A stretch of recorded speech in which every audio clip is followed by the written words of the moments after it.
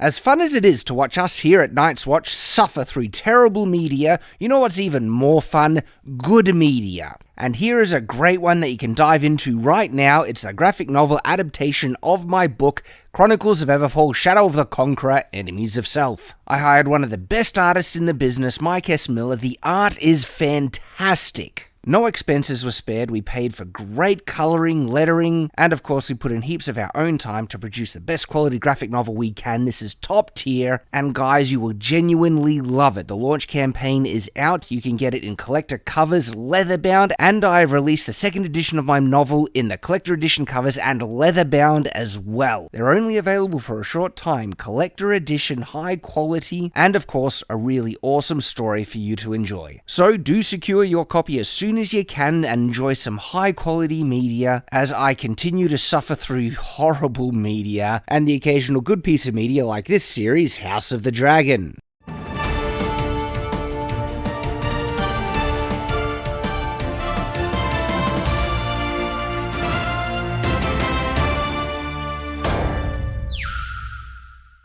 Welcome back to The Watch, and oh my goodness! House of the Dragons, episode 7. No, 8. Episode 8. Okay, good. But what an episode! I flippin' loved it, and I'm once again joined by my lovely wife, the lady. Lovely to have you here, my dear. Why, thank you. This, yeah, favourite episode, which is interesting, because I kind of said that last episode. That last episode was my favourite episode. Now this is my new favourite episode, which means the show just got better. And if a show is continually getting better, what higher praise can you give it? This is, for emotional payoff, this episode is a 10 out of 10 for me.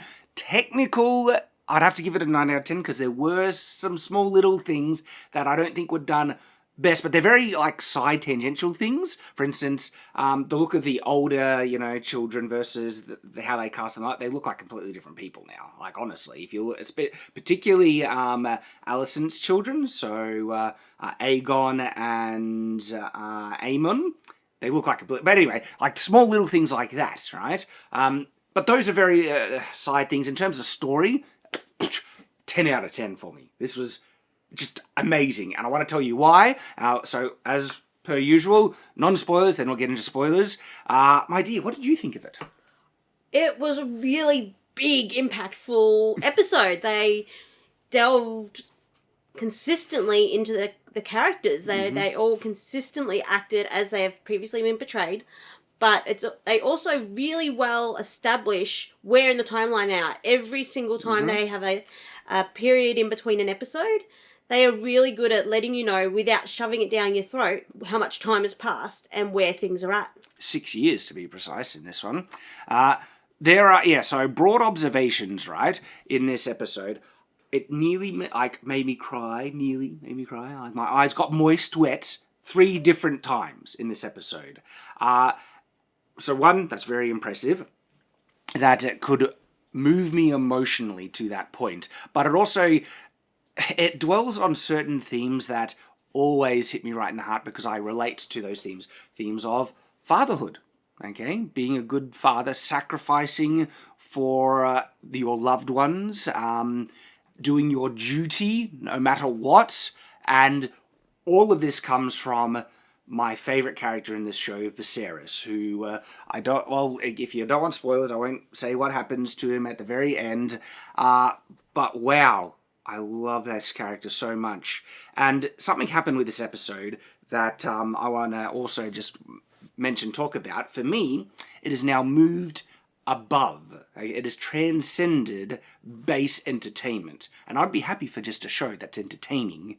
But now it's actually moved on to something noble and uplifting, which for me, that is the highest praise I could give something. This is what I was kind of talking about with Top Gun Maverick, where there are things in this that move you emotionally, that inspire you to be better. And I never thought I'd say this with a Game of Thrones property. Game of Thrones is usually very, nihilistic and everything's awful and bad. And nobody wants to be in the show or feel like they want to know anybody in it because they're all horrible. Yeah, you don't want to exist in this world. Exactly, but in this one, I still don't want to exist in the world. But you become a little bit more invested in good people because there are actually some people that are trying to do their best, whereas not people that are trying always to just one-up everybody else. Yeah, and I think it's fine to have entertainment that's just made to be entertaining, okay? But to actually have significant impact, almost culturally, something that you want to remember and pass on to your kids, for something to achieve that, it needs to be what I call ennobling, uplifting. It inspires you to be better, and that's when it moves. This is when entertainment can actually be important. Beyond just, yes, giving us an escape from the drudgery of daily life, which I think actually is a genuinely good thing in the world, but on top of that, to inspire us to be better, that's when it can be truly something special. And this episode with Viserys, his entire arc, inspires me. Well, I see him and it's like, wow, what an example. Like, I would like to be able to endure a hardship and remain true to my family and my duty, as well as him, even in a small fraction. And then, yes, it is something better than just entertainment. And it's like, Lord of the Rings, the original, like, it moves you to be better. There's some good in this world and it's worth fighting for. All those things. And that's what this episode elevated this series to be, because it needs to be taken in full. Here's in the story where it begins and where we get to in this episode. The show genuinely achieves something special, and it's a credit to everyone who's worked on the show. And now this is something that when my kids are old enough, I would love for them to see the story of Viserys, this tragic yet noble and honest king who valued peace above all else and tried to achieve it. And that's one of the key things, because he made mistakes, and I love that about him even more, right? Because the mistakes he made were through his honest intent to try and do the right thing in every situation. And sometimes it leads to the wrong thing, but his intent was always, from the very beginning, peace. It's why he delayed so long to respond to the Crab King and the wars in the Stepstones and all those things. He wanted peace. He didn't want war. And peace in his family too. Peace in his family, peace in the kingdom. Like, he really wanted people to be happy and at peace. And what a wonderful ideal to aspire for and work towards. And so here is this king who wanted peace above all else. And then, even under the incredible suffering and disease, he remained true to his duty, and at the very end showed one of the greatest examples of strength I think I've seen in media. Is it the great? Not, but it's among the best, okay? And that moment was done so good. I'll talk about what that moment is, but that's one of the ones that nearly moved me to tears. And what I find truly, like, celebratory in this is just the storytelling, because what a character, without spoilers, but I can at least say this much, a character walks across a room, okay, and the show managed to make that so powerful it nearly moved me to tears. And you only can do that if you set up the context and the characters and the situation to the point where the audience knows what's going on. They don't need to be told anything, and they can show it, and then the show earns something amazing where it has incredibly moving music, where you are impacted by the emotion in a greater level. And when I say the show earns it, I feel this is really important, because I've seen a lot of shows recently where they try to fake it, where they have that type of moving music in a scene in which characters are doing crap, essentially. It's like you haven't earned what you're trying to get us to, what the emotion that you're trying to get us to have here. You haven't shown why it's important or supposed to be impactful or even to care about a character. Whereas they've set it all up. They did it in Halo, they did it in Rings of Power, they did it in Wheel of Time, they did it in so many shows in which just they think, like, I'm not sure if the writers are deluded enough to think that this is actually moving, but then even if they don't, they want to trick you to it by having this uplifting music with these characters doing this big thing. Like, remember when Galadriel was getting on the boat and they had that crazy music and everything, like, oh! And I felt nothing, because it didn't mean anything. It was just like everyone patting themselves on the back, how great we are, and it just came off as like narcissistic and tiresome, right? So compare a scene like that to what we got in this episode in Game of Thrones, where it's done so well. I love it. I guess I'm loving it even more because so much of other media is so bad, and they fail at this. And yet this not only does it acceptable, it does it exceptional. It does it masterfully.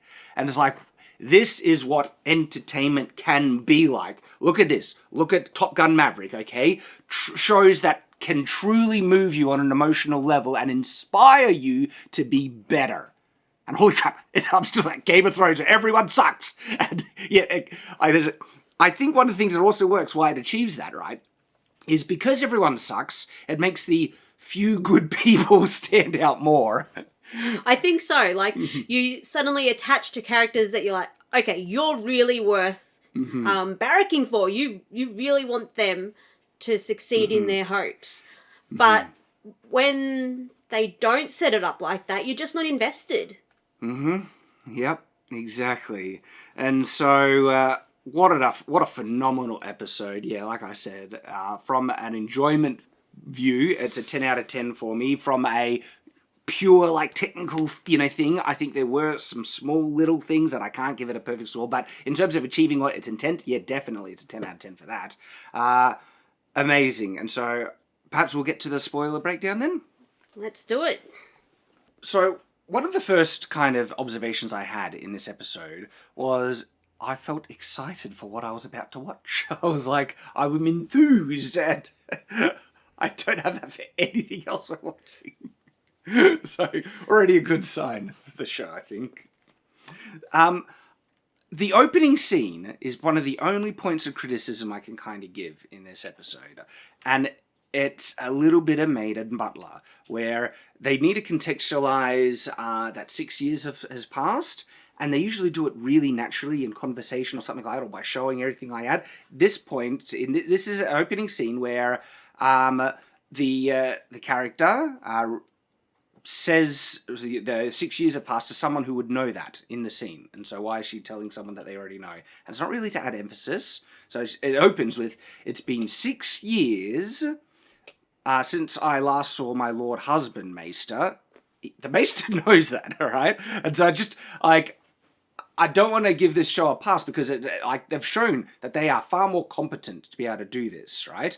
And they could have easily integrated the 6 year comment somewhere in a natural conversation, and I think they're just trying to insert it as soon as possible so you know the relevance of this situation. It seems of like why everything is important right here. Yeah, and it's and a you kinda very need to know minor too. thing, Yeah. because the other thing is, like, the rest of the show is just quality, top tier, and so this small little thing like, but I rip Rings of Power apart for mistakes like this. They do it so much worse, alright? They don't even reference time passing. No, they don't, right? But, like, in terms of telling everyone in the scene the stuff that the characters already know, that's purely information for the audience, they do it blatantly again and again in Rings of Power.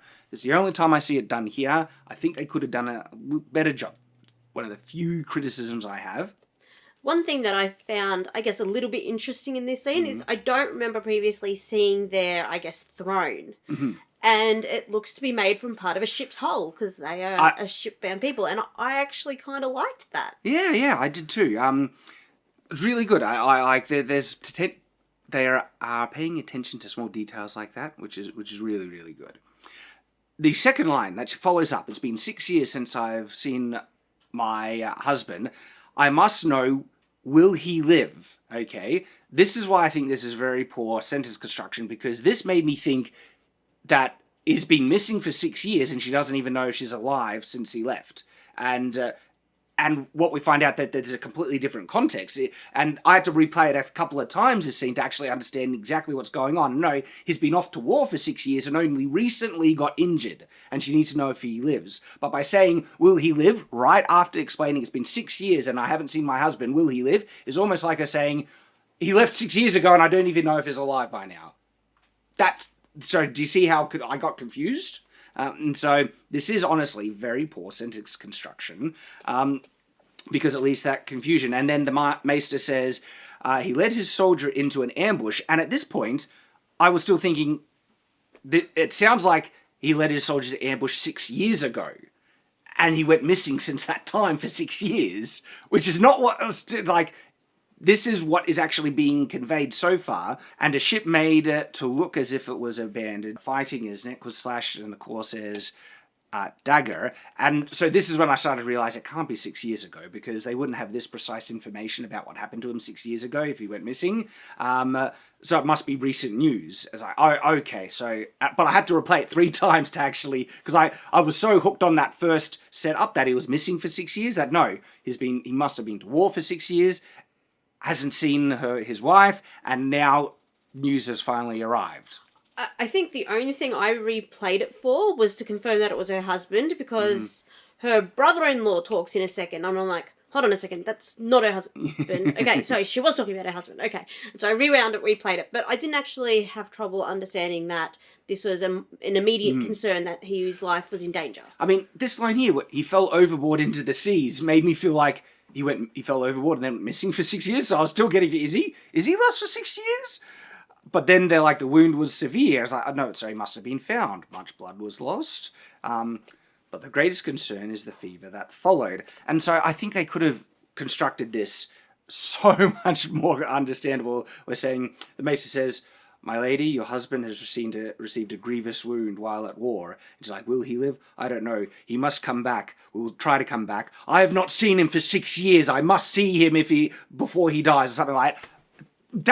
That is like explaining that's been 6 years, and it adds reason for them to say that because he's wounded and she wants to see him before he dies because she hasn't seen it. So that's why I'm confused. He could have easily constructed this dialogue to convey the information in a much more understandable way, convey the time skip, and so it's odd because it's out of place. The writers are usually so on the ball and their dialogue is so great. I feel like this was maybe someone who like tacked on or something, because we don't even see her speaking here, and so maybe they recorded after, because it feels like someone else wrote that exchange there, because it's objectively badly constructed, okay?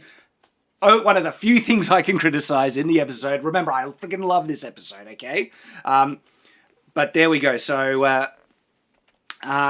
most of the rest of the scene works fine, because then we do find out that the issue is the infection, that he might very well die. They don't know if he'll die or not, but this causes a big issue, because who's going to lead Driftmark? And we find out the brother is like, it should pass to me, that those kids, like they're not, my brother's blood, essentially.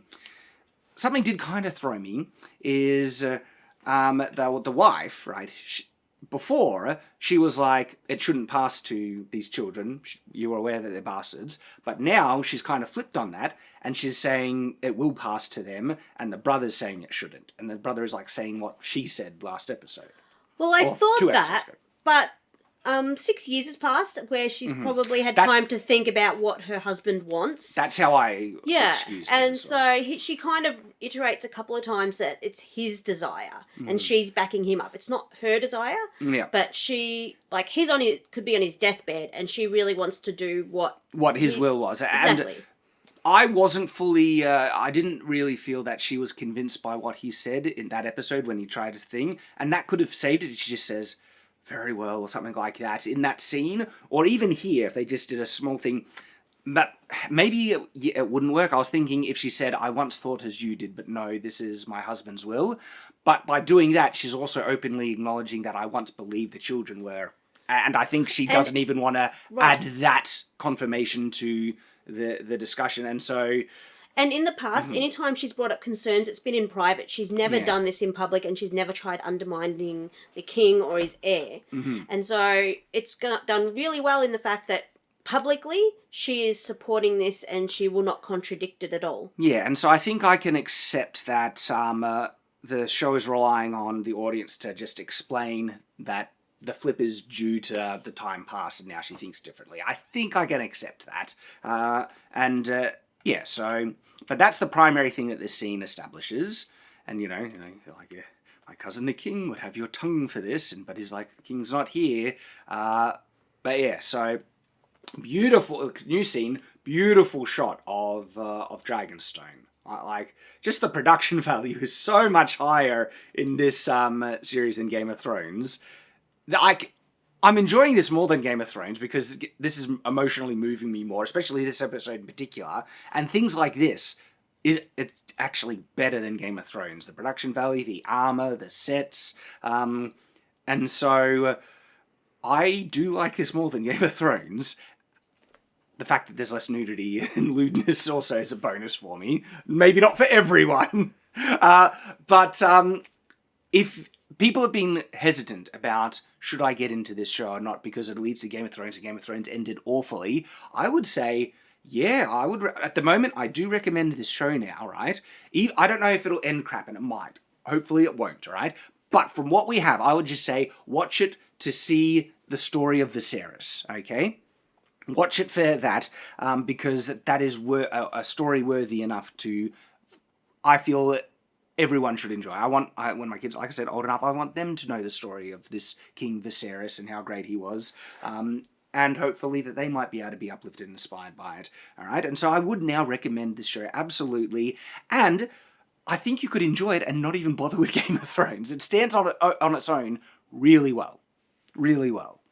And you don't really need to know much about Game of Thrones to watch You it don't need to know because it anything. establishes It's a prequel. itself. Yeah, it establishes itself really well. Mm-hmm. It gives you background for a whole lot of things, and you kind of get to know the world without having to know anything else. Mm-hmm. And I mean, there is like nudity in it, so content warning, and there's of course violence and graphic,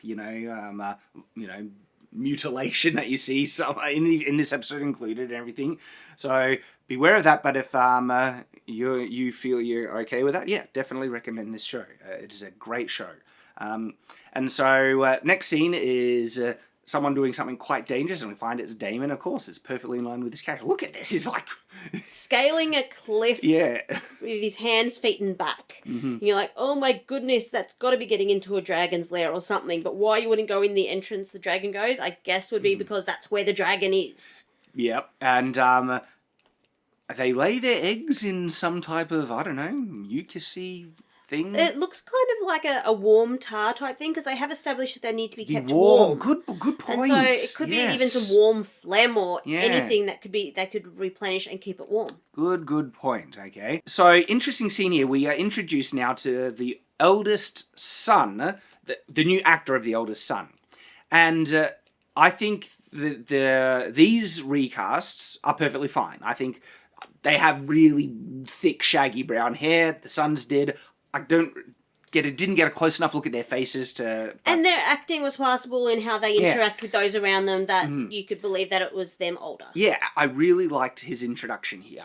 So did I. Mm-hmm. Like, he was doing his utmost to know all the things he needed to as...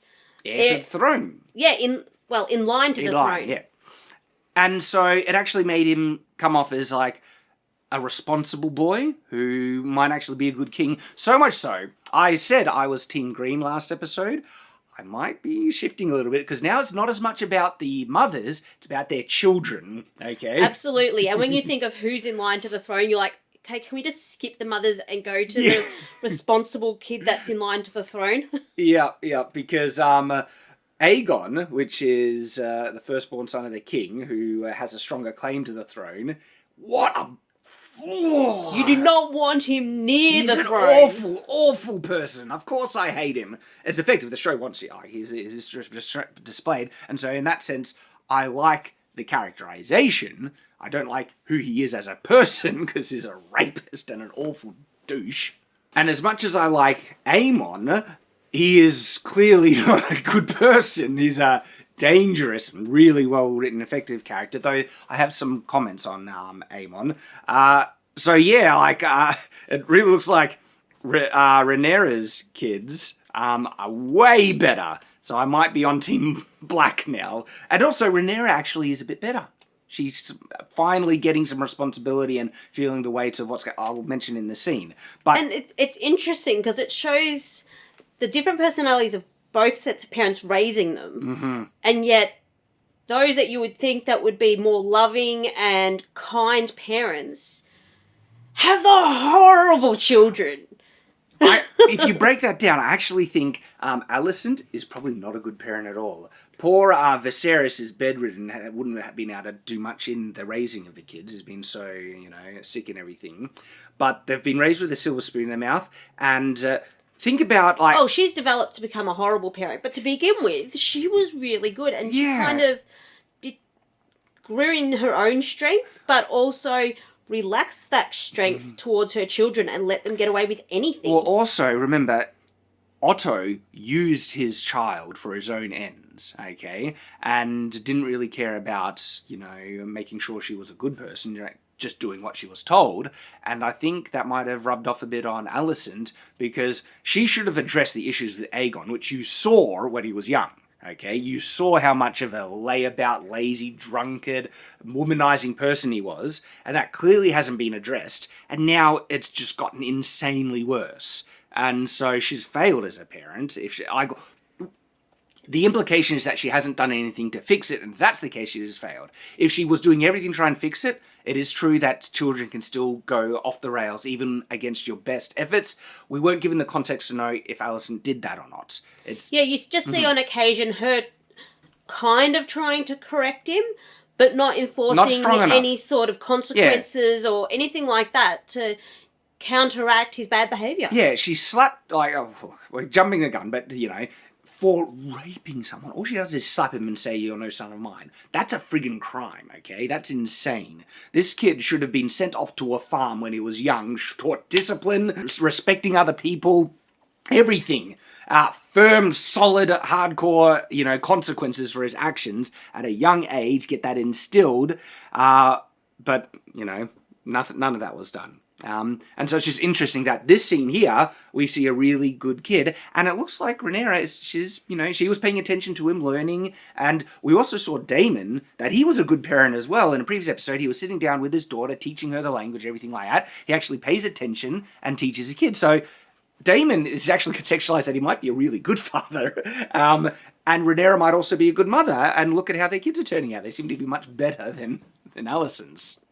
And so, it's just been interesting as you watch the development of both sets of parents on their parent outside moral character and then compare them as being parents at completely different things.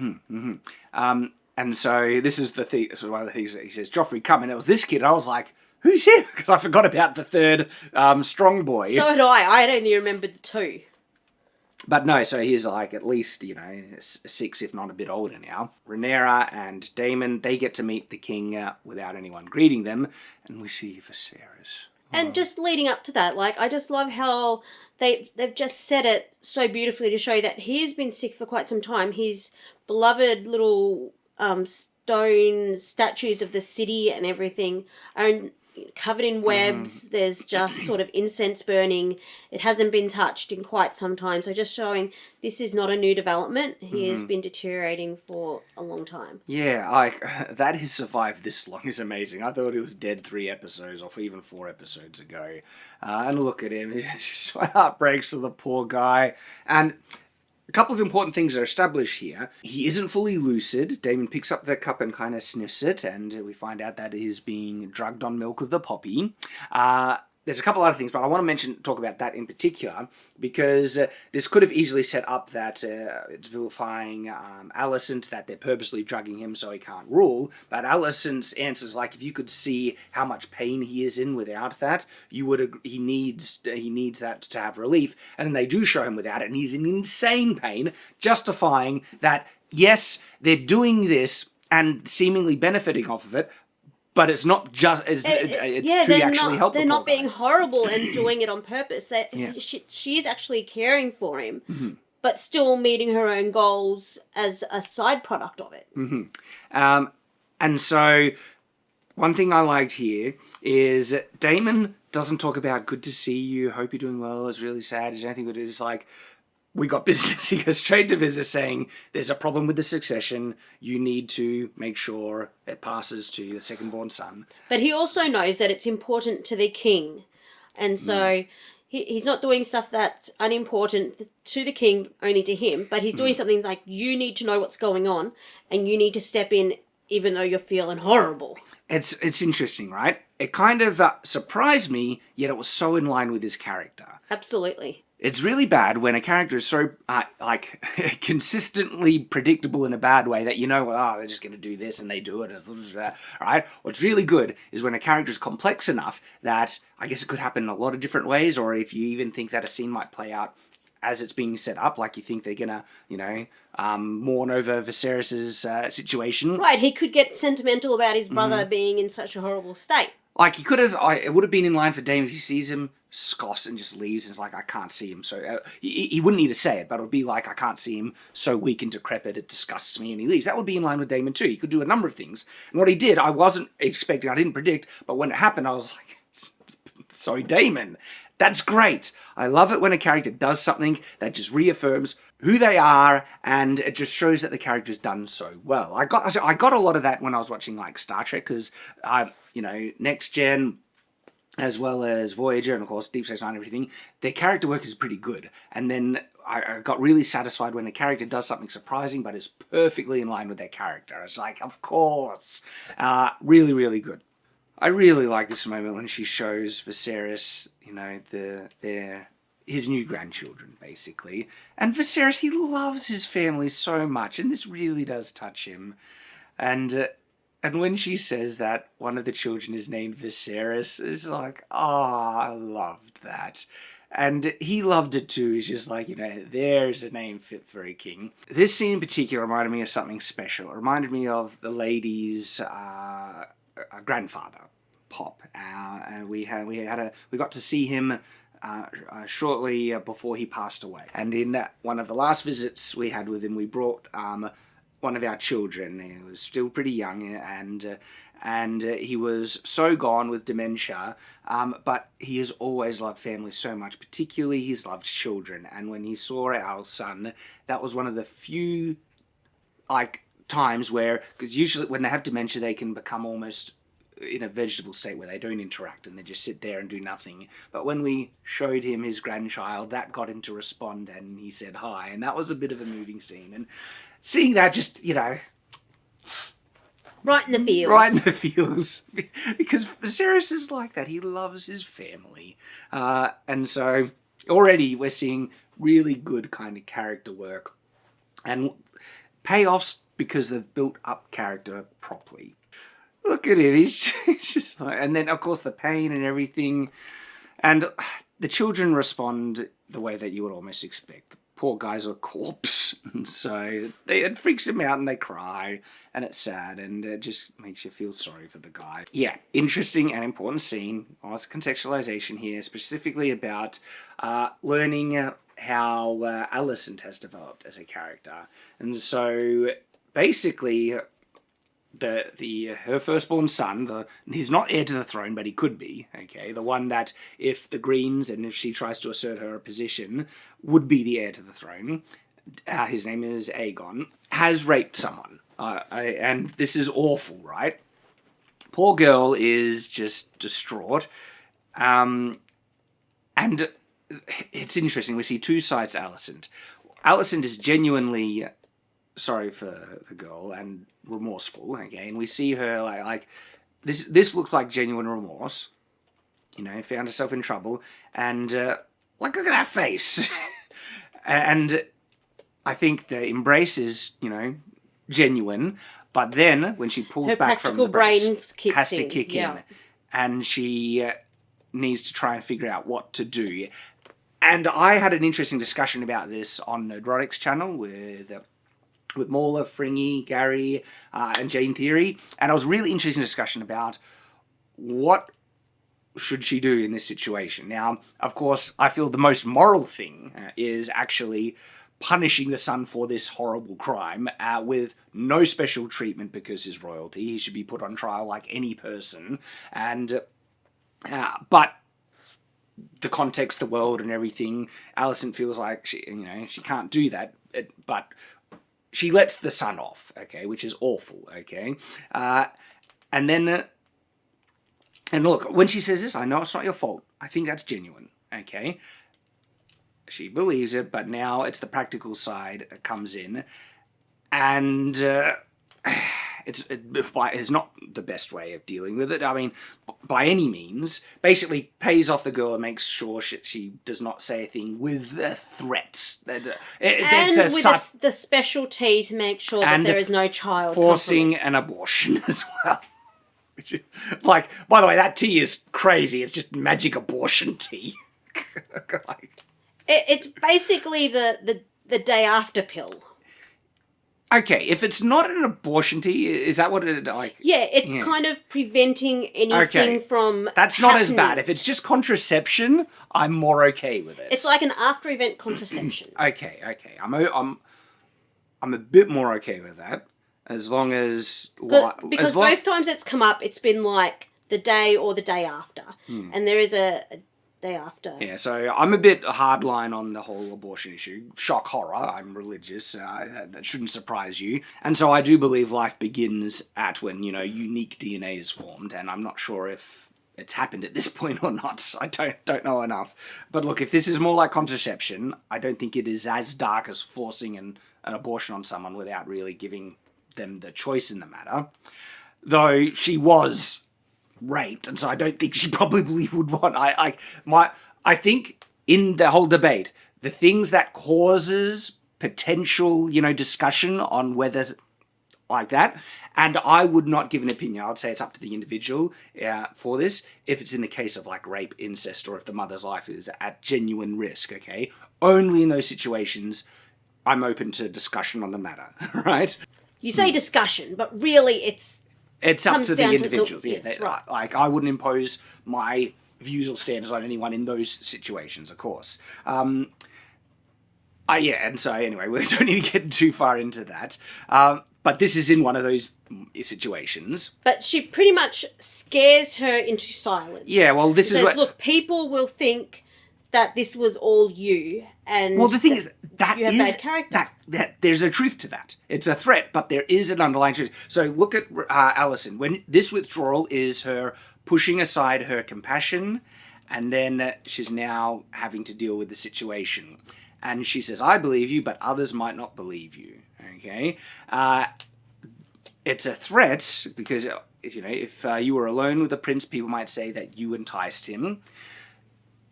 Obviously, she's saying it as like a threat, but I think we shouldn't discount there is a truth to that, because there are people who are so loyal to the crown and everything like that. If they found that, she was claiming things about... Because remember, he's married. Yes. Okay, and so if people found out that he, very few people find out that he raped her, okay? But they could find out that he had sex with her, and then it's whoever's word. And she said he forced himself on me. Very few people would believe a scullery maid over a king. That is the unfortunate reality. A princeling. A prince, yeah. He would deny it because he's an absolute jerk, okay? And so this is the horrible reality, and it is horrible, okay? And maybe Alicent is aware of this. If it came into a he said, she said scenario, everyone's going to believe the prince over her. And so even if she tried to speak out of it, her life would be ruined. And even those that know him and would believe it would not side against him. So belief doesn't always come into account of what people say. Because of the power imbalance. It's the horrible situation of what's happened here. And if we're going to be attacking Alicent here, we need to acknowledge all sides, and there is a very real likelihood that Alicent is aware of it, okay? And that it might, what is the best situation? Okay, yes, Alicent should go nuclear on the son and condemn him. She's not going to do that, and so I do believe criticism, condemnation is on Alicent for that, for not dealing with her son in the right way. The way that she deals with it, though, is it is a sense of one of the better outcomes for her, because if it came out and then it was he said, she said, she'll be called a whore and her life would be ruined and everything. And so giving her lots of money into silence, all right? I'm not saying it's the best, but I'm not, okay? But I am saying there's a lot worse that could have come out of it. And Alicent is trying to find a way that gives the best outcome for her son, which is not the best outcome, but from her perspective it is, and the best outcome to the girl. Yeah, and she had, a little bit of time to think about it, and, if she had tried to take the girl in and make sure that she had a good position away from her son, it could still easily be traced to her of favoritism, and perhaps that she was a prolonged lover of the prince, which could cause even more trouble. Yeah. And so she's trying to let her start a new life somewhere else, away from all this. It's particularly serious because the prince is married, all right? And if it got out that he slept with this girl, she would say raped, which is true, but no one would believe her.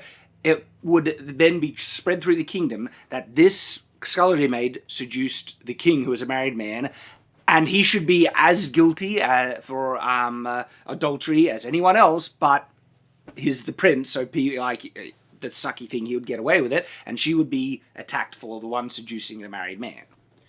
And also, she's got to think of the political side of things, of if it becomes known that this is a thing for him, then there will be women throwing themselves at him even more, well. And then there's a lot of succession issues if there's suddenly a whole lot of princes. And think about Alicent's position. So many issues are caused by illegitimate children that Rhaenyra has had, and she probably has a very uncharitable view towards promiscuity in marriage. She's been loyal to her husband, and she didn't like it, but she stayed true the whole time. And Rhaenyra wasn't, which is causing all these issues, so she probably really dislikes many notions of bastards and things in this world. And so... it's an awful situation. Rhaenyra doesn't come off great in this. It made me like her less. I do understand the context, though, and that's what, this is to the show's credit. Look at the complexity that we're discussing from a single scene. Does Rings of Power have anything to that level of complexity? No. I mean, there are so many things to consider. The position of the prince, the position of with Shizin, the girl's position, the perspective of everyone in the realm, the implications, the problems it could lead to. It's got layers in this. And they portray it so well in just certain expressions and sentences that you can already understand a lot of that without them having to spoon feed it to you. Yep. Another maid comes in with the special tea. I didn't realise who she was because she appears in the end of the episode, and I was like, who was that? And it's like, oh, it's this one. So this is the servant girl that appears later on. That comes later. We'll see her again. Alicent tries to confront Aegon on it, and he's such... he is a genuine, in terms of the word bastard, in terms of a scummy person. He is a true He's bastard. horrible. He's awful. He didn't even remember. He didn't remember what he did or who she was, and when it was good, he says, oh, that was just a bit of fun. What a scumbag. What a fun. So if the Greens are going to be fighting to put this guy on the throne, I'm Team Black all the way.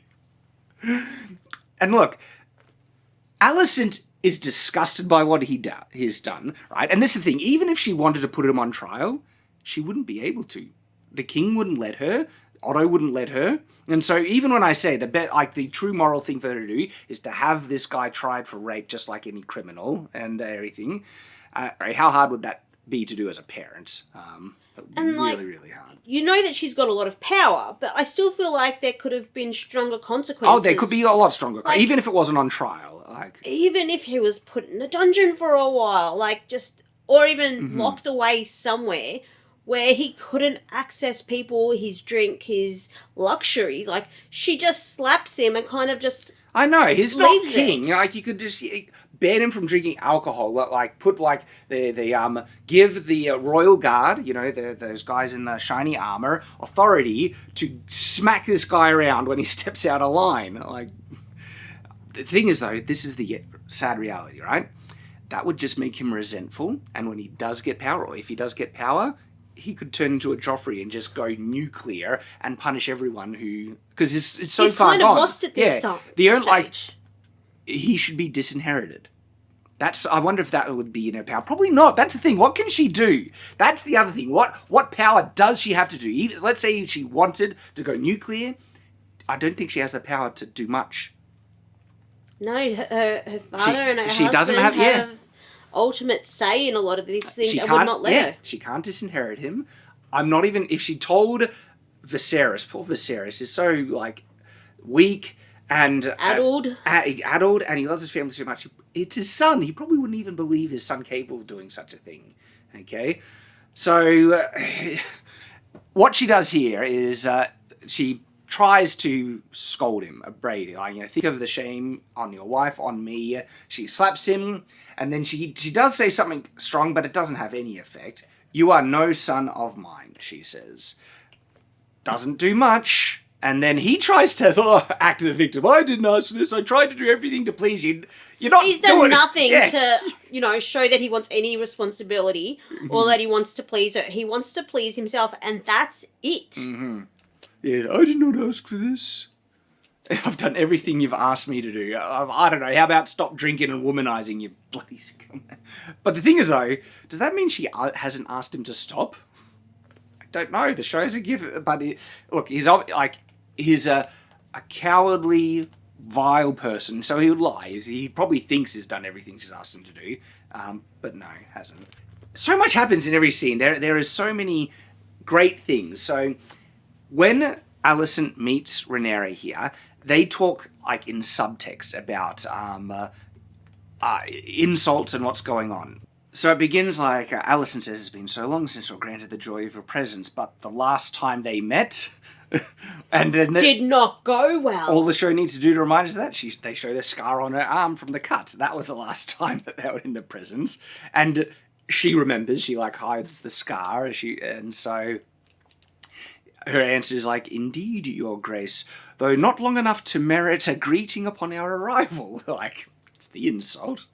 And I think that was Damon who says that, and so what I love is that he's blunt. Damon just comes out and says stuff.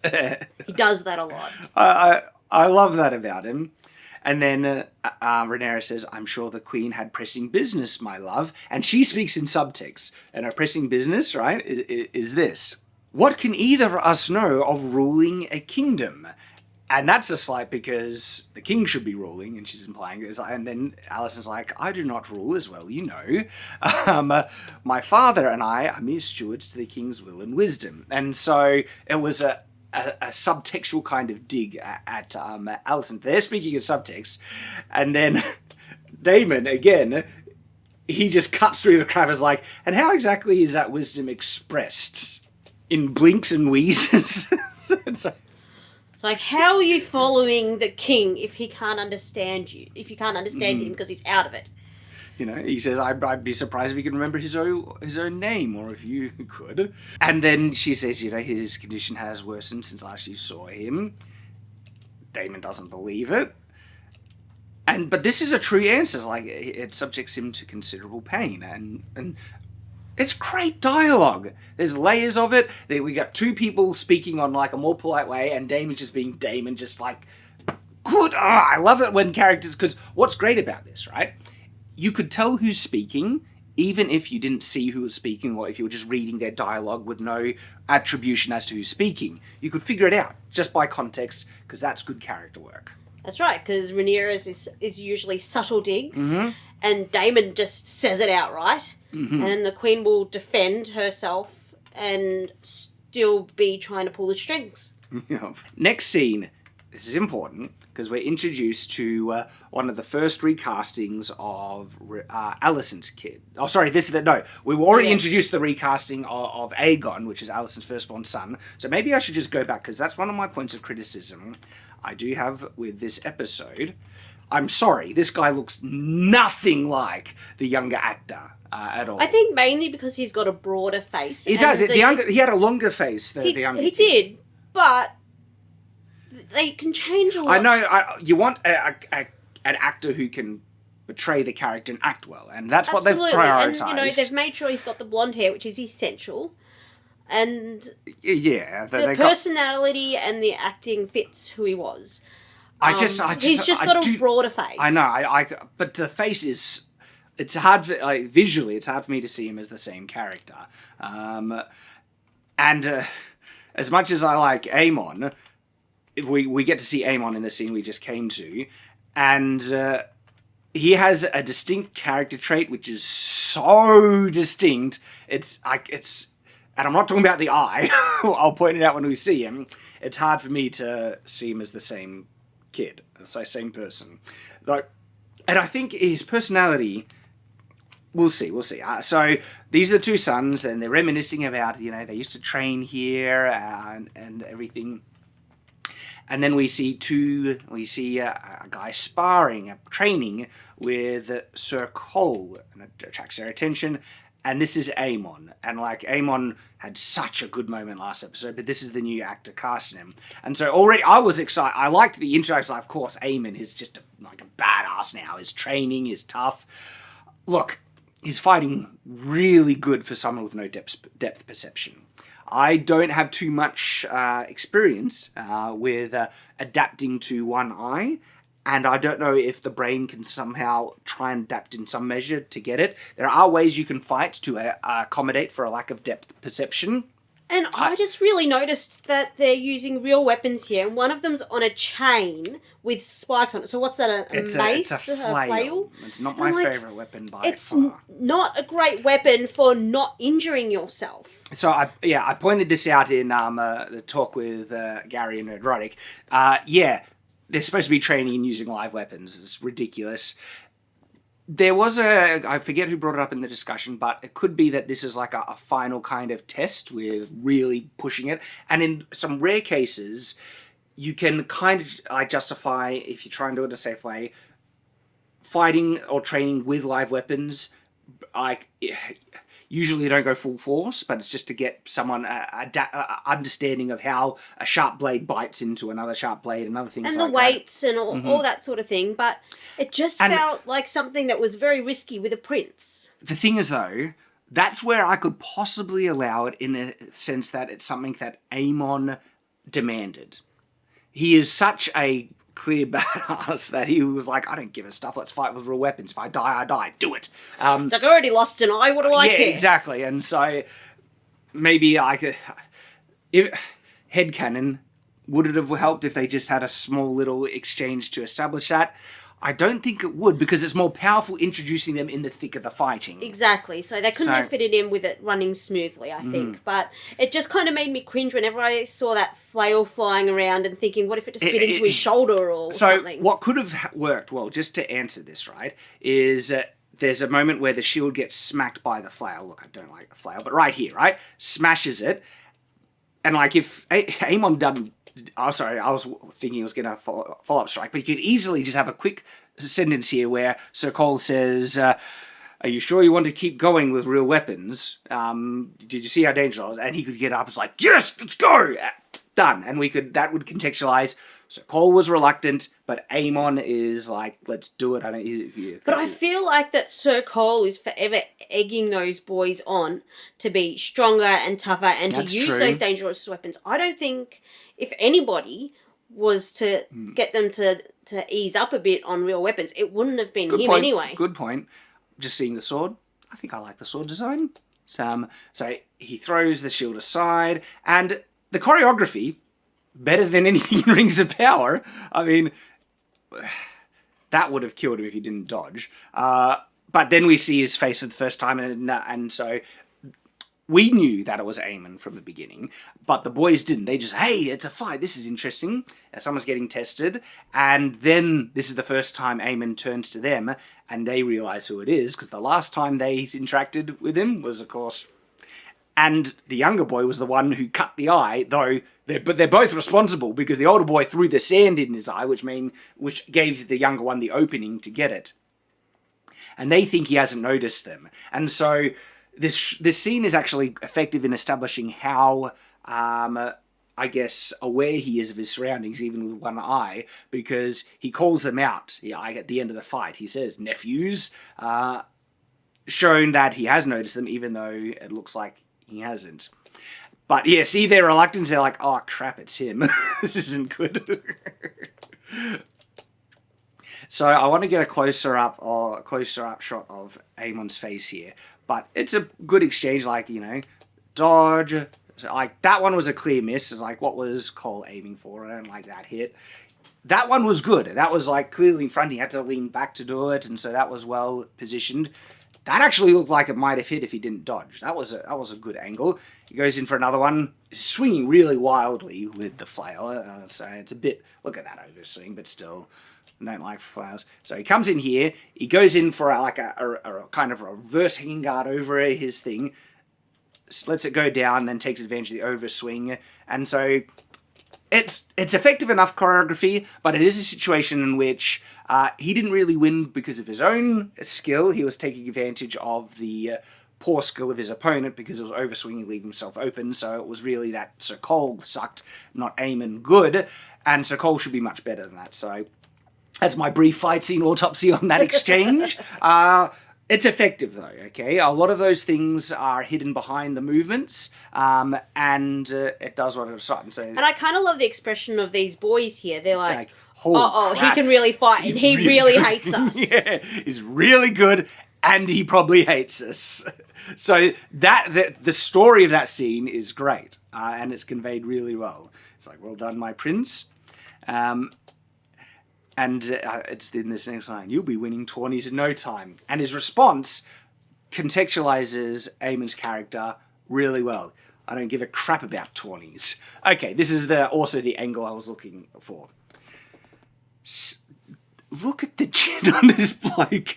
That is one of the most epic chins in the world, right? I'm not criticizing. I think, man, if you could get away with it, you could break glass with that chin. Like, you could knock people out. You don't headbutt it out. If you're going to strike anyone, use that chin, mate. But that's, great. I would like... What's distinctive about it is how wide the chin is, and how he has a narrow jaw with a massively wide chin, which gives this... It's also the actor. He has one of the most distinct faces, and it's not an ugly face. It's like a commanding, distinct, handsome face, but it's so distinct, right? It does not look at all like the young Aemond. Like, the only connection is the eye patch. This is a complete... Yes, it is a completely different person, but if the show's trying to make me suspend disbelief and believe that this is Aemond grown up, you picked a guy with such a different face and a chin like that. It's got to be difficult casting an older version of somebody and still wanting to get a really good actor that's going to fit. Mm-hmm. Like, you see in Doctor Who, where they have Amy Pond, the little girl, and Amy Pond, the adult. They looked incredibly alike. Because it was her cousin. Yeah. You can't always rely on family relations that can act to have a grown-up version. And so they... With probably the options they had, this was probably a really good choice. The thing is, this guy, just the actor, I think he does an incredible job because he can do the look. He has this intense stare, which is brilliant. And so, if it was a choice, I would say, yeah, this guy just owns the role so much of this badass Targaryen nutcase that I think he was cast probably before the child, and they were just looking for a child that can act well, because the child did a really good job. And it's a meta kind of annoyance. It's not really a criticism for the show, because I get it. I have to deal with that, and you want to find the best actor. And I think they found a great actor for the role.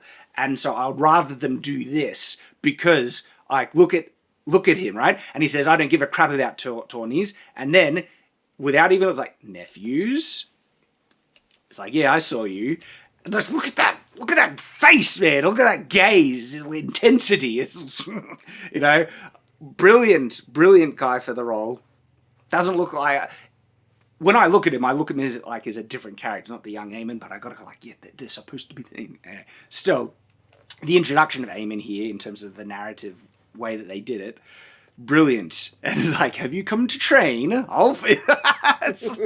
There's challenge, threats. This character's good at those subtle digs as well. Yeah, he really is. So in that one line, it's like, it conveys so much by saying nephews, showing that I saw you without you even realizing it, so I'm perceptive.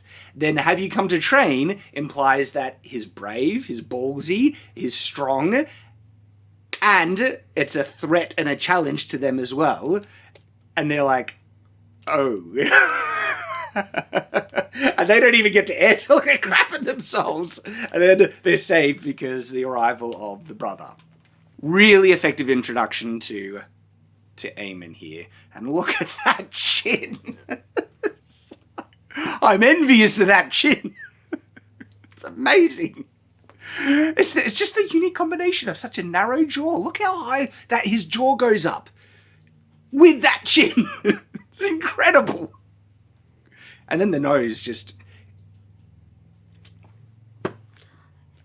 get a good, unique face that's drawing worthy that you're just like, I know. They would make great drawings. You don't find faces like that often, so, God, dude, you know, you'll get roles just for that face. And his acting is pretty good as well, and he's got the intensity, so yeah.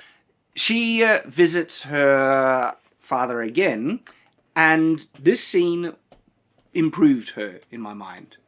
She acknowledges that she might not want the throne, and she's actually finally starting to realize the weight and responsibility on it. And she acknowledges that she wanted it when she was young, probably for wrong reasons, and I agree, she wanted it for wrong reasons. It was selfish reasons. But now she's starting to realize that there's a duty upon her, and that she needs her father's help, which is a touching moment. All right, so best scene in the episode for me, though there's another scene that I really loved. So much happens. Setup is Otto is speaking in place of the king. He's the hand. They're receiving petitions for who's going to be the Lord of Driftmark. Yep. And so the brother comes forward, and his words are very pointed. Whereas, like, I have the blood of this, you know, family in my veins, and he wants that blood to continue, and that it's as close as you can come to saying that these children are not blood descendants without actually saying it, which he does later on. But because, you know, he's trying very hard not to through this, but pointedly saying that he is a blood relation to the Lord of Driftmark, and he should be the one that takes over. The tragic thing is, right, he is legally in the right, completely and 100%. And he's actually saying the truth, okay? It's been decreed by law that you can't say this, and if you do that, your tongue will be cut out.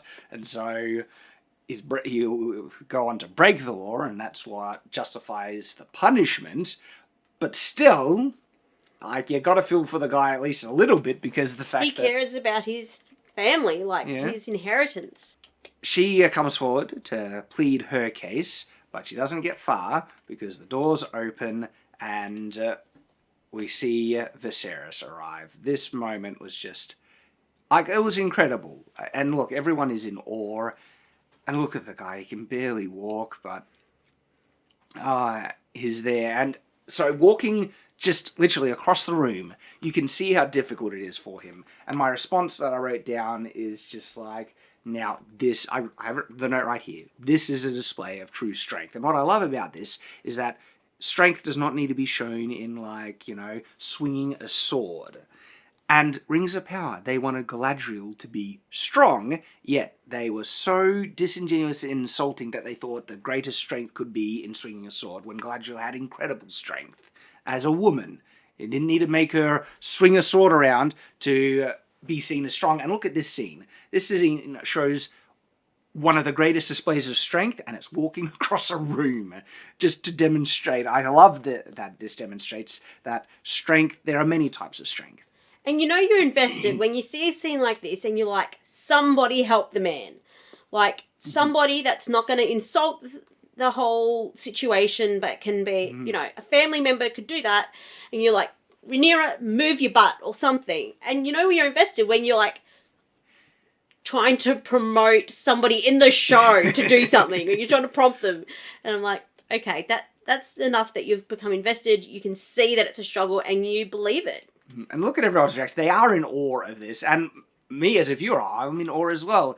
And the show has great music that's going on in the background to just, because the show's earned this moment, and it complements it instead of contrasting and contradicting what's actually happening. And just prior to him coming in, you don't think of the size of the hall. Like, it's just there. And then you see how hard it is for him to walk, and you're like, oh, that hall is way too big. Yeah, look how long it is. That is a long walk. From this perspective, suddenly, yeah, much, much longer.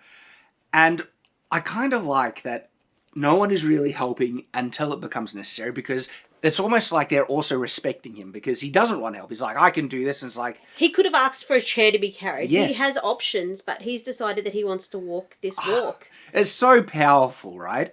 And it's a man walking across a room, yet it has such great strength to it. And I was tearing up watching this, because it's the context as well. Why is he doing it? Because he loves his daughter, and he has a duty. He's needed in this moment.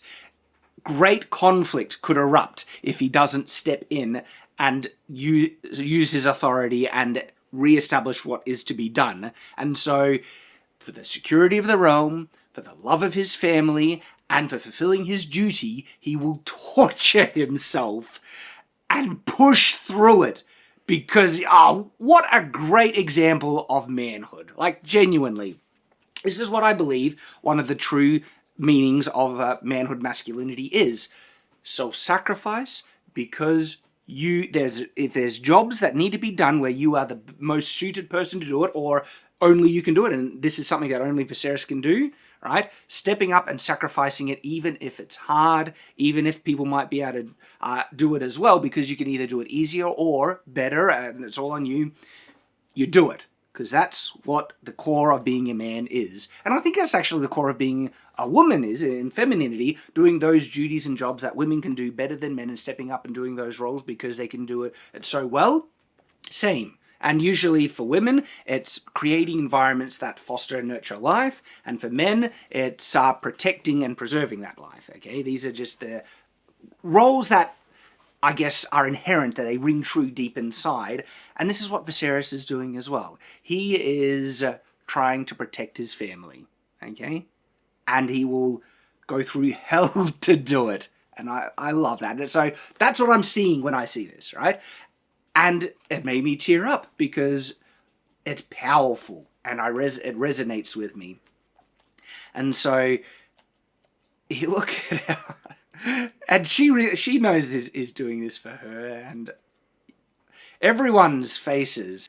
See, look at her face, and this is like a moment of realization for her as well, where I think it was, who pointed this? Someone pointed out in the discussion on Nerdrotic, where it's like she's realizing, man, the throne sucks. Because she could have been in that position, right? Like, she's probably realizing this could have been her, and she might be grateful that she didn't get the throne. And this is her brother or cousin, or this is family. Yeah, it's family, yes. And so she's seeing him for probably the first time in years in his weakened state, and knowing that he's come because of this situation, that this is serious, and he knows what he wants. I really like what they show. Alicent is genuinely concerned. She's not annoyed or upset that this might subvert their plans. She's concerned for the pain her husband is in, because she does love him. And I love that about her in this scene. And I love that the show acknowledges this. Look, she wants to help, but she knows she shouldn't. And so this is genuine concern, okay? So this is why, like, even with her flaws, I can't hate Alicent, because I'm really glad the show has... They're nuanced people. They have layers to them, perspectives and everything. And one of the things that I love about Alicent is her devotion and loyalty and doing her duty. Genuinely, she realizes, even Viserys kind of realized that the marriage was a bit of a setup. But they're true to each other. And she has true concern and affection for him as well. And we see that here. We see Otto. He's the one who's a bit more perturbed by oh, this is throwing out our plans, but not her. What we saw just then was him kind of, that look to her was like, yes, I'm doing this for you. I'm here for you, right? And so it was a great moment from Viserys. And look, I love Damon's face here, because there are multiple kind of things that you can get from it. What's your impression? So mine is like, he knows that he asked the king for help. He went straight to that point, and then he sees what it's costing him. Yeah.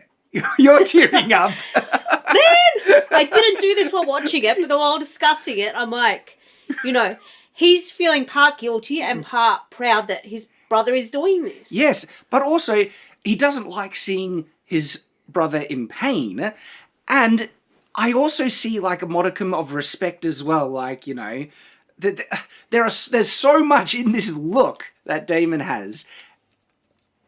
It's so good. It's so good. And then the king, we see Otto. Look at Otto, right?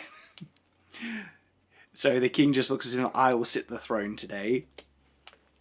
And Otto is like the only one who's not actually in awe or moved. He is in awe, but not kind of moved by this. Like, Your Grace. And he's like, crap. It's good. And they set this up beautifully where he's struggling. One of the Kingsguard comes in and he says, like, I'll be fine. Leave me. And he doesn't. He stumbles, all right? And and the crown falls from his head. And someone else comes to help him. And his response, I said, I'll be fine. And he looks up. And it's David. Oh, I nearly cried again when that happened. I was just like, ah! He was pretty much the only one there that could have gotten away with that without the king telling them off. And he comes to help his brother. Because it's also such a great gesture by him, okay? Because this actually contextualizes a significant aspect of his character. In one of the first, it might be the first episode, Damon said that he would have been on Viserys' side and protected him. And he says, I would have protected you because you're weak. And this scene makes me feel like it wasn't a condemnation of weakness. It's that I would support you when you're weak. Now I'm starting to get emotional. Like, Damon would have been there to help the king when he stumbled, as shown by this scene here, that he has loved his brother the whole time. And we see that it's actually consistent. Anyone, spoke ill of the king, he shut them down. Don't speak like that about my brother. I can speak whatever I want, but don't you. And like, Damon has had criticisms of his brother, and he didn't want help from his brother. Like, he had big issues, so Damon still has issues. But at the core, there is still love there. And what a great gesture. And then not only this, so Damon helps the king up, and the king, of course, accepts it because I think he sees the gesture for what it is. And then when Damon puts the crown on his head, there's symbology there. It's almost like an acknowledgement of Damon that you're a good king, you're my king and stuff. A better king than me, should be king over me even. And it's awesome. Like, what a great moment in this show. I loved it so much. So much. And then Damon withdraws, and the king just, he gets down to business and he says, I'm surprised that we're talking about an issue that I thought was already resolved. Like, I must admit my confusion. And he's like, this should already be, a done matter, essentially. The only person who could offer keener insight to the matter of succession is his wife. Which is, like, this show demonstrates men respecting women. Like, look at the respect that Viserys is showing, is it his cousin? I think it might be cousin. But the wife, like, no one has actually asked her opinion throughout the whole proceedings yet. And his first thing is the right thing. And it's an act of respect to the woman's role as well. Yeah, so she says, his desires never changed. And she accepts the marriage proposal and announces it here that, and look, this is actually not a bad situation because it means that even if Driftmark goes to someone who is not of their blood, if he's married to one of their blood, their children would still be their descendants and it'll pass to them. And so that seems... She's finding a way of trying to make it all work. And she's respecting her husband's wishes, which have been reiterated to her over and over again. And I love that. Mm-hmm. It's great. Of course, the brother doesn't accept it. So he's like, and God be damned. He was about to say it. He's looking at it. Everyone kind of knows what it's leading to. This moment. And so the brother's building up to it, and it will not, and my line will not be ended on the account of this. And look at Damon, and he's just like, say it. He dares him. It's so in line with his characters. It's like Damon wants him to say it because, well, you see where it leads to, right? Goads him into, and he does. He says, they're bastards. But then he goes, I didn't expect him to go this far, because bastards is one thing, but then... Because the consequence was given that their tongue would be cut out. Yes. That was the consequence that given. Was so already... you kind of expect that that's what's going to happen. No! Well, I think... We'll talk about it. Because not only that, and then he goes, and he calls her a whore. So... There's the tipping point, right there. Right there, because one was already, tongue cut out. But calling the heir to the throne, the princess, a whore, right, is such an insane slight. That is a treasonous offence. That is an executable offence, okay? So it's interesting about, because people have, like, in what context, okay? Because royalty have been called, like, you know, a whore in, like, medieval period, and sometimes they can get away with it if they're not in a situation where people to, you know, but to say it in the court, I'm not, because... In front of the king and the person you're accusing. Yeah, because Queen Elizabeth was accused of being a whore as one of the slanders against her. But it was mainly in, like, rumour and gossip that it was spread. I think if someone said face, it to her face, massive severe consequences would actually be upon them. And from a medieval context, right, one of the greatest insults that you can call people is like a thief or a whore, because those are also... The way the legal system works in medieval period is by witness testimony, okay? They didn't have, like, you know, DNA evidence, recordings, camera, video evidence, or anything like that, right? And so one of the ways that legal proceedings was by getting enough people to witness that thing happened. And so when someone called someone a thief, that was actually almost like a legal accusation that had, you know, weight in their legal system, and it was really serious, which is why it was also really insulting. And so calling someone a whore is like, as well as a thief. I'm not sure if Game of Thrones is doing, you know, the same kind of thing, but it's a medieval setting and it really fits here. And I was wondering what Viserys would do, because he's so weakened, and how he would respond. But Viserys, he's like, he gets up and says, "I will have your tongue for that." And then Damon just comes in and slices his head in two. And he's like, he can keep his tongue, he's dead. And the thing is, what I find interesting is that Damon didn't act until after Viserys says it, which is almost like the king saying, decreeing his punishment. Like, I'll have your tongue, but even... And so what I'm saying here is, like, by Damon acting only after the king said that you're going to suffer for this, almost is like Damon enacting the will of the king and pushing it even further. It's like, tongue, no, he's dead. The thing is, though, Damon is Rhaenyra's husband, okay? It is the husband's duty to defend your wife's honour. Your wife was just called a whore. And he pretty much got permission from the king to punish this fellow. And so he went all out. And even if he didn't have the king's permission, he would have complete moral authority to challenge this guy to a duel to the death. Right then on the spot. Or even try and kill him, seek his life, okay? Because that's the context of the world. Husband defends the wife's honour. Wife's honour was just not only insulted and impeached, publicly, in the most open, you know, setting imaginable. In front of the most influential people in the kingdom. In the kingdom. And so that's why Damon is actually completely justified in going for the kill shot, and why he's not punished for it afterwards. And this scene here, his head just goes in two. You see Damon's won't arm. show that. We got to skip past it because, you know, YouTube might get us caught for violent stuff. But yeah, his head is just cut in half. And like I like when you see swords be very effective at what they're meant to do. It's like, I know it's a Valyrian steel sword, it's like super steel and everything, but even actually, could a real sword, it'd have to be really sharp, because you can, like, this is cutting through bone. You can decapitate and get through the bone there.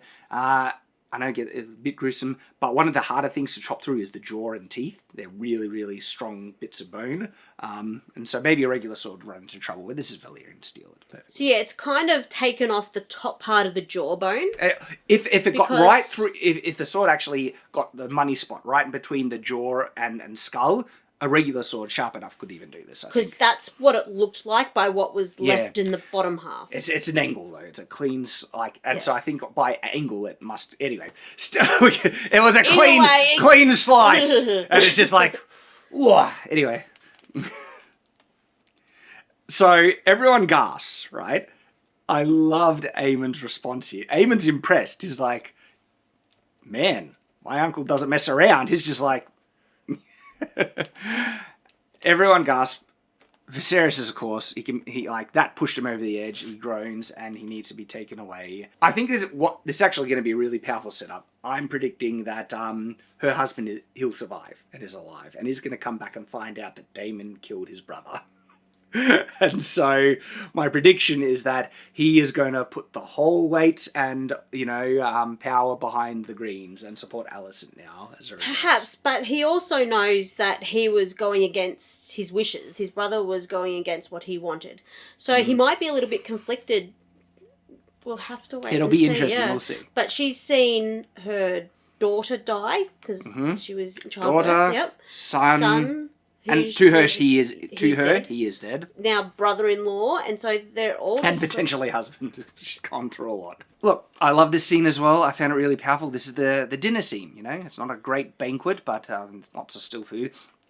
Everyone's tense. I don't know, that food just kept coming and coming and coming. It did. I mean, it wasn't a banquet for the realm, but it was a banquet for the family. Viserys, the king, arrives.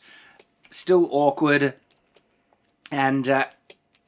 we also get to see some of the interactions between the children. And this is where we really find out these children do not get along. Not at all. I mean, it's interesting. Damon's daughters, they seem to be perfectly happy and fine with the arrangement. They like the strong boys, and so their betrothal, they're all, good. And the relations get so muddled and confused and here because by being Damon's children, and Damon is Rhaenyra's uncle. I don't know what that makes them. I know, but they're also step sisters to the boys. It's a jumble, and they somehow just keep forcing it to work. Yeah, and so I mean, this guy is such a douche, but he's like, "Hey, I heard you married. Let me know if you want any pointers." And like. So the show does very good at making us hate him because he's a douche. But still, one of my favourite moments is the speech that Viserys gives here, where he just pleads from the bottom of his heart for his family to put aside their grievances. And he makes this honestly powerful gesture where he takes off his mask and he says, "Look, I'm speaking to you as a man. Like, look at me as who I am. Everything." And he said, "I wish you to see me as I am." And he says, "I'm your father, your husband, your brother, and your grandsire." He begs them to put aside their grievances, like, let us no longer hold ill feelings. What I love the message of this. And he's pretty much saying, if you're not going to do it for the kingdom, do it for me. That's the part that got me. That's where I nearly cried, because it's such a genuine plea from the bottom of his heart, and it comes from everything that he values. And if not for the sake of the crown, then for the sake of this old man. And what he says next, "who loves you all so dearly." Oh, that hit me in the feels so much. Right? And what I also kind of love about this, it works in part. It doesn't work on the kids, but it works on his wife, Alicent, and Rhaenyra. And they do, I feel in this scene at least, they make amends. I know it's going to go to crap later on. Well, the important thing is they acknowledge each other's strengths where they have done right. And so you can tell it's actually, this part is genuine. They're acknowledging what they recognise to be good qualities in each other. I love that. And I love that Alicent does get the acknowledgement of how loyal and devoted she's been to the king. And this is something that Rhaenyra can really see and be grateful for. And so it's genuine. And then Alicent takes that, accepts her apology, and acknowledges her as well. And what I love is that Viserys got to see that reconciliation. And it's like now he's ready to go almost there. And he gets taken out before things go to crap again. And so his last memory will be his family getting along. And I kind of love his face when, one of the strong boys asks the douche's wife to dance. And he's just, it kind of puts him in that little bit of ease of, this is my family getting along. Mm-hmm. Though that was also actually a slight too. It was, but he turns a blind eye to as much as he can to see the good in each of them. And so for me, as torturous a life as Viserys has had, this is almost like a happy ending for him. He gets to see his family getting along, and then he has the mercy of passing away before he sees everything go to hell again. And so I'm glad he passes on at that moment. Spoilers, if you hadn't had enough of them already. Well, I mean, we hadn't quite got to there, but yes, this is pretty much how the episode ends, is he gets to be with his family one last time. Mm-hmm. And that Aegon jerk basically, says something really dirty about, if you can't pleasure your wife, I'll pleasure her. Jace snaps, gets up, but kind of recovers and makes a toast to them. And because when he gets up, you saw Aemond get up and is like, I'm ready. But he kind of recovers. Good on him. But, so, this is Alicent's daughter, who's also married to her brother. And she's like, toast to the marriage. It's not so bad. He mostly ignores you, except when he's drunk. She's also the one that sees visions, I reckon.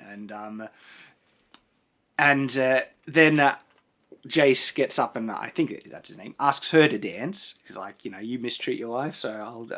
And what's interesting, Aegon is such a jerk. He hates his wife, but it's still his property. How dare anyone kind of, treat his wife better than he does? Because that's... So it's actually a very cunning kind of choice that he makes to slight Aegon here. And it's conceptualizing, yeah, you're a jerk. I'll treat your wife better than you do. The king is left by this point. Oh no, he's still there. Because this is the montage where it's just showing everyone getting along. Kind of, there's the dancing, people are happy, and it even shows Alicent and Rhaenyra having a good time at points. It's like, look, see, she's having a good time, and then there's a moment where Alicent is smiling, but his pain gets too strong and he has to withdraw, and they take him out, and a pig gets brought in and placed in front of Aegon. So I had a different... I got confused when I was talking about this with Gary and them, but now I think it's kind of clear what's happened. This is just circumstance. It's just, it happened to be placed in front of him. At first, I got confused. I was thinking it might have been set up by the Strong Boys. They did this as a prank against him and purposely putting it there, but I don't think so. But they're just appreciating the circumstance of it being placed in front of him, I believe. I don't think they conspired for this to happen, but they certainly find it entertaining. Yeah, because they used to tease him for being a pig. And look... He should know. This is Luke, right? He should know. Laughing about this is not the right move. And it's like he tries to hide it first, but then he looks at Aemond laughing. Like, wrong move. Wrong move. Because that makes him snap. And of course, he's clearly a guy with lots of pride now. And I'm not saying it's justified. He should, he should get over just, people laughing about it. Still... He lost an eye to that kid, right? And now this kid is kind of mocking it as, hey, yeah, we used to make fun of you. And so you can see why it makes him snap. And then, final tribute. In his wording, he's a jerk, but you can see why he does it. And it's he wants to toast his... what's his relation to them? Oh, yeah, his nephews. No, yeah, he's the uncle to them. Yes. And he goes, each of them handsome, wise, and he pauses.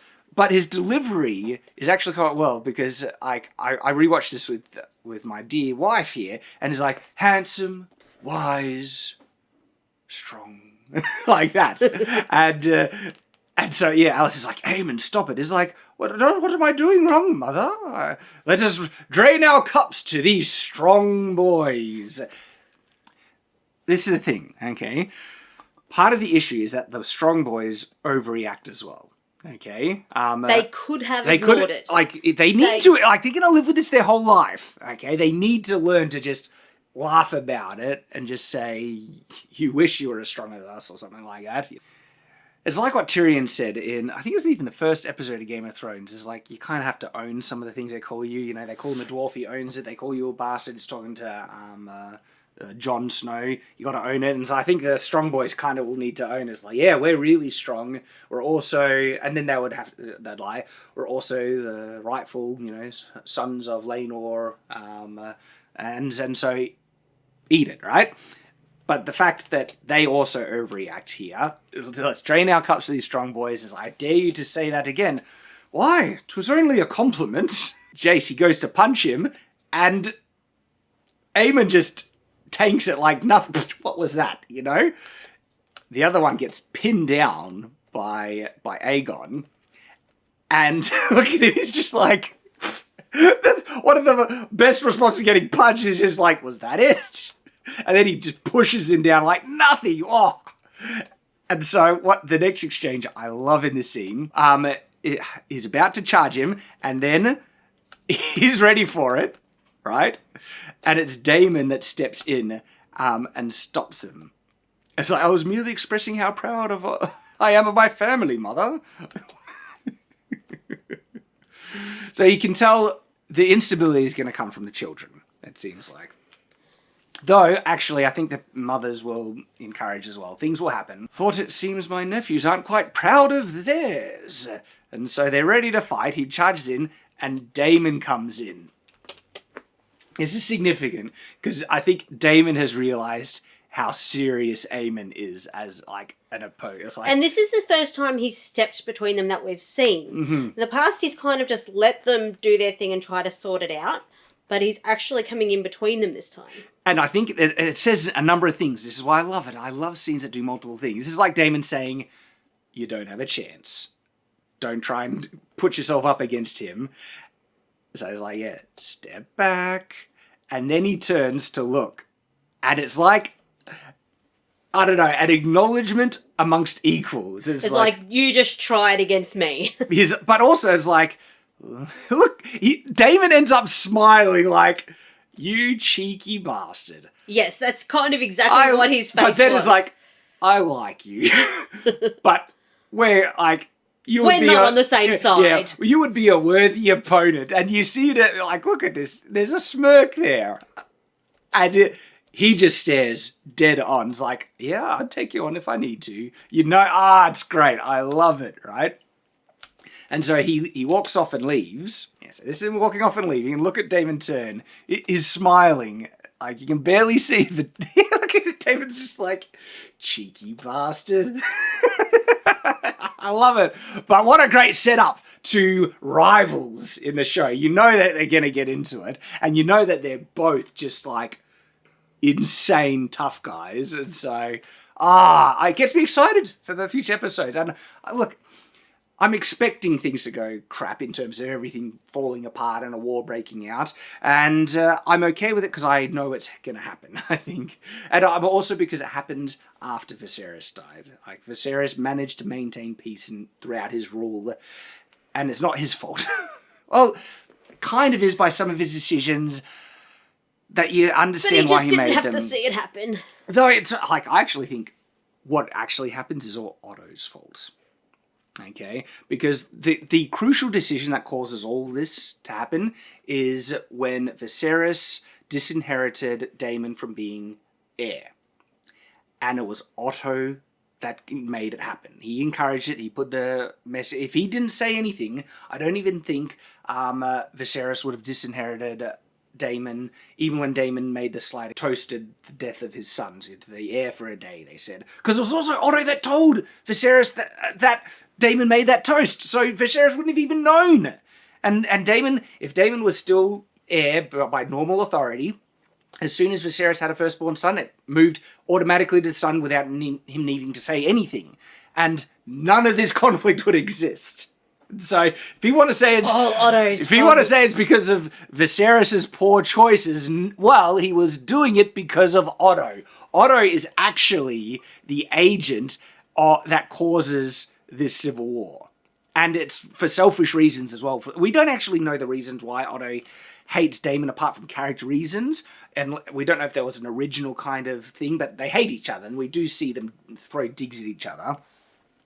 But yeah, it's all Otto's fault, guys. And so I like Otto as a character in terms of he's written well and everything like that. In terms of a person, I don't like. I think this episode in particular shows that it is more self-serving. Okay, and that he like before there could have been an argument that he honestly felt it was for the good of the realm. And maybe you could still make that argument. You could ask Otto and he'd say he genuinely believed Damon would have been a terrible king. I actually think Damon would have been a pretty good king. If Otto wasn't there, Damon would have been hand of the king and would have been loyal and strong and supported him in his weakness and all that stuff shown by this episode. But now there's more of an argument you can make that Otto is quite self-serving. He is. He's shown himself to have one main focus, and side things, maybe he can help the king a little bit. So the mothers say, we got to separate the kids, I'll come back. And they're kind of saying that they're going to make amends. The scene passes, we see, the servant approach this whisperer, and it's that servant we said pay attention to. And so it seems like knowledge of things gets out into the open about what happened. And it ends with this scene here. And look, it's heartbreaking. It's when Viserys does pass away. And I got to rewatch this, and I think it's pretty clear what their intent was to do here. At first I was possibly critical, because I thought it should be clear that Alicent would know that he's not speaking to her. But as I rewatched it, actually, from her perspective, Alicent would be thinking the king is speaking about their son Aegon. Pretty clearly. Especially the lead-up in what is said, because the king Viserys opens with the conversation they had, my answer to you, and my first impression when I watched that is that he's talking about the conversation Alicent had with him about the legitimacy of the children, and then he says it's true. Like Viserys is talking about the dream, that the dream is true. And that Rhaenyra needs to be the thing. But the words he says are all confirmation to Rhaenyra. Yep. The only thing Alicent is confused about is the dream. And so when the king says what he saw in the north, that Alicent doesn't understand. And so Alicent responds but then the king says the prince that was promised. And he said he's talking about Aegon previously. And so when Alicent hears that, she thinks the prince that was promised is Aegon, their son, because she asked him that. And so her context is that she thinks the king is speaking about that. She says she doesn't understand, and that's about the dream and the prince that was promised. She doesn't understand that. And then the king says the prince. The king says to unite the realm against the cold and the dark. And this is in response to her saying their son, Prince Aegon, right? It is you. To unite the realm against the cold and the dark, it is you. And so Alicent is taking this as, a statement from the king saying he feels Aegon, their son, needs to be the king. And that, because it ends with her saying, I understand. She says, I understand, my lord, and she leaves. She consoles him. And so, this probably will have very significant ramifications, because she usually does what she feels is right, but also the king's will. She tries to honour the king's will. She does try to do what he thinks most of the time. She will support him in his decisions. And now she thinks the king was saying, and it's one of those times where two people have two separate conversations. The king's delirious, is talking about Rhaenyra, Aegon the Conqueror, the dream he had. She thinks they're talking about Aegon, their son. There's too many bloody Aegons. It's because you all name your kids Aegon. If you... And now there's two Viserys. Yeah. How do you say it in multiple? Viserys? I don't know. Viserys. Viserys. And so, I think that's what the show is setting up. At first, I was going to be critical that Alicent was getting the wrong impression from something else obvious, but upon rewatching, no, I think the confusion is warranted, and her conclusion as well by the words that were said, which is setting up a whole lot of conflict. Yep. And then it ends with Viserys dying. He reaches out and says, my love. He's thinking about his wife, I believe. And tragic but poetic ending for a king, and I'm happy to think of it as a happy enough ending, even though We know there's not so much happy coming. Yeah. But what a great show. I'll call the show great now because of that episode. It could go off the rails, and if it does, you know me, I'll be honest, I'll call it out. But even for now, this is something really good, really good. Any other thoughts, my dear? No, I guess I'm a little bit more sensitive to graphic things and stuff. So those are the main things that are holding me back from absolutely loving it. Is, you know, there is nudity, there is, you know, heads being sliced into and tongues cut off and all sorts of things that make me just turn away from the show instead of being riveted to it. Yeah, because when I say... those are the only drawbacks I have. I will admit, when I say that I'd like to show this to our kids when they're old enough, we would cut the nude parts, you know, things. With a little bit of editing. With a little bit of editing, yeah. There is a story here that is uplifting and is really, really good. But, yeah, let us know what you think. I think the show is just getting better. I hope it continues like this. Really excited and interested for what is to come. We have a great show. Isn't that wonderful? Thanks for joining us in our review. Hope to see you again. And as always, stay on watch. Shadow of the Conqueror is coming to you in an epic graphic novel adaptation with the incredibly talented art of Mike S. Miller. The book will be separated into 4 graphic novel volumes. This first one, entitled Enemies of Self, has 48 pages of stunning art visualizing the amazing and unique world of Everfall with some of the best work Mike has ever done. With special collector edition covers and limited Everfall merchandise, this is your one and only chance to secure these special versions of this phenomenal epic fantasy graphic novel. Chronicles of Everfall, Shadow of the Conqueror, Volume 1, Enemies of Self.